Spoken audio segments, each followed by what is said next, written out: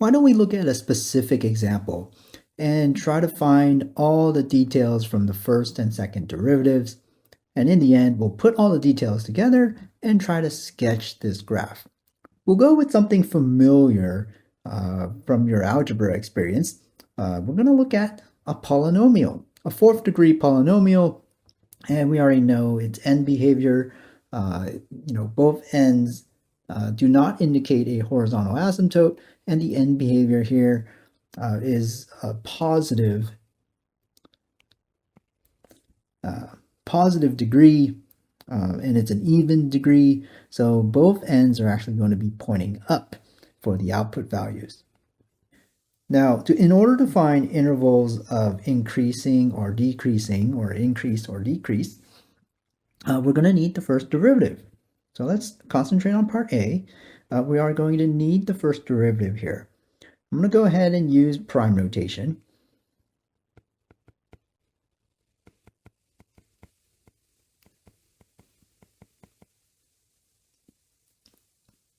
And we typically want this in factored form.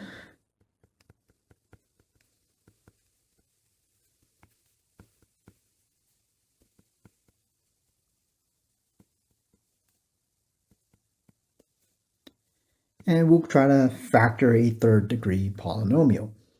Now, the approach I'm going to use is something called synthetic division. And I'm going to do this off to the side. This is just algebra. And so we're going to use the rational roots theorem. I'm going to guess the root to be x equals 1. And we're going to take the coefficients of that third degree polynomial.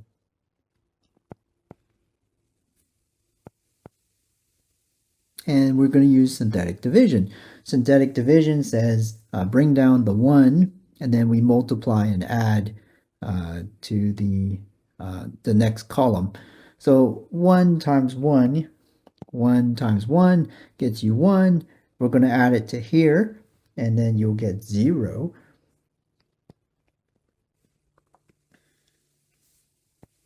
And then we repeat this process. We're going to say 0 times 1, that gets you 0, add it to here, you get negative 1. Repeat the process again, negative 1 times 1, you get negative 1, add it to here, and you get 0. And that 0 is going to be crucial. That's a remainder of 0 in this synthetic division. Now, what does that mean? That means this is factorable over the rational numbers. Specifically, this is going to break into two factors. One of them is x minus 1, and then the other factor is going to be x squared minus 1. And we're going to continue to factor that.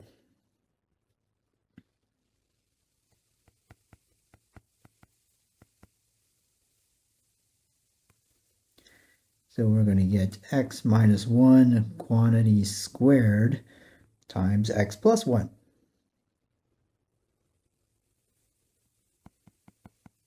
Right? Now that is going to be crucial. I'm going to call this triple star. This is my first derivative function in reduced factored form. Okay? Now we're going to find critical numbers.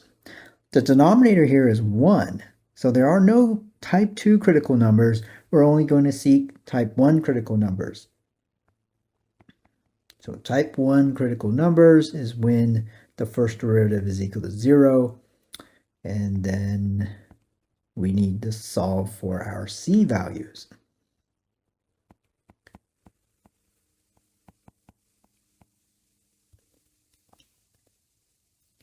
So c1 is equal to negative 1, and c sub 2 is equal to positive 1. And c sub 2 has multiplicity of 2. And that multiplicity is going to affect your first derivative test. All right.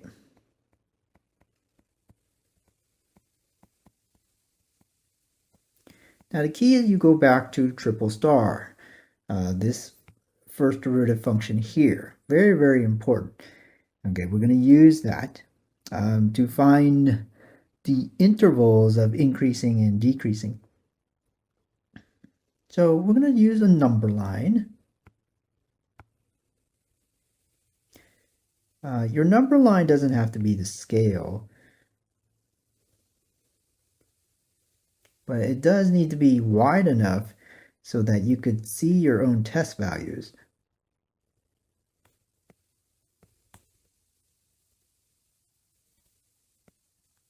Let's call that the x number line. There's a lot of open intervals here. Remember that a polynomial is continuous and differentiable from negative infinity to infinity. But you should be able to see 3 open intervals. All right, 3 open intervals, boom, boom, boom, boom, boom, boom. 3 open intervals, and now we're going to test triple star.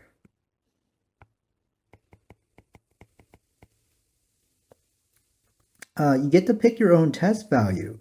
So I recommend that you pick something very convenient. I feel like picking negative 20 here.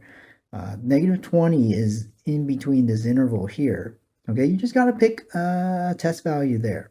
You need to pick a test value here. All right, what's a good test value between negative 1 and 1? Remember, you cannot pick these. You cannot pick the critical numbers. You must pick something in between. So I recommend that you pick a convenient number here. Can you see a convenient number here? Let you think about it. And then I'm going to pick another convenient number off to the right in that third interval. All right, over here in the middle, you should pick 0.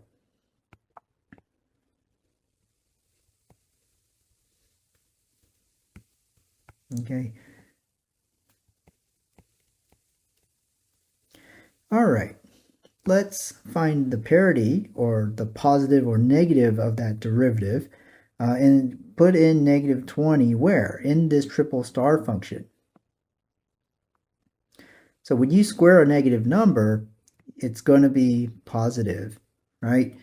So, but negative 20 plus 1 is negative. So this first derivative here is going to be negative. Evaluate the first derivative at 0. You're going to see that that is going to be positive. And evaluate the first derivative, triple star, at 1,000. That's going to be positive. All right. What does that say about the function? That means the function, okay, let me write this in red. The function is decreasing on this first interval. The function then is increasing on this second open interval, and then the function is increasing on this third open interval. So we're ready to say something here. Part A says find the intervals of increasing and decreasing. F of x is decreasing on negative infinity to negative 1. So we're analyzing this one open interval at a time.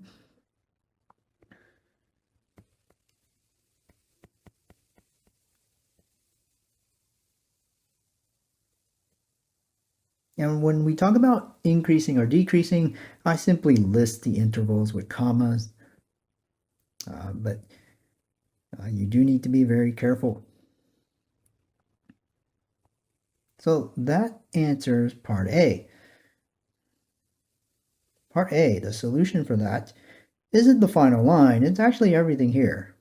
So make sure you're able to express every detail, every label, and that's the answer to part A. Part B.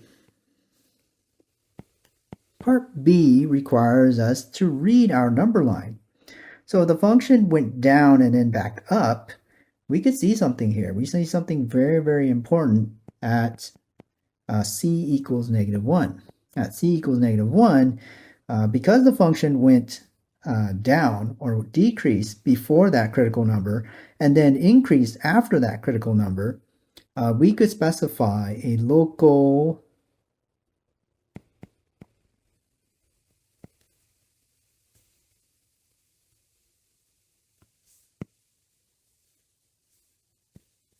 min. And what is that local min? Well, it's actually f of -1. So find f of -1 and you'll be fine. Now, what was the original function?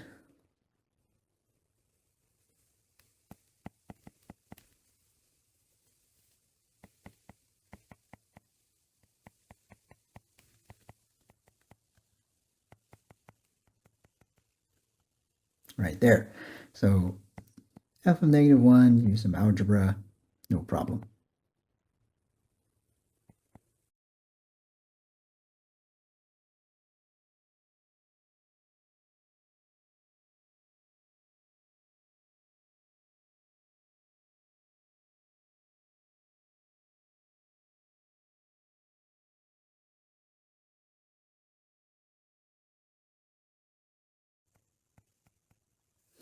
The local min is -10.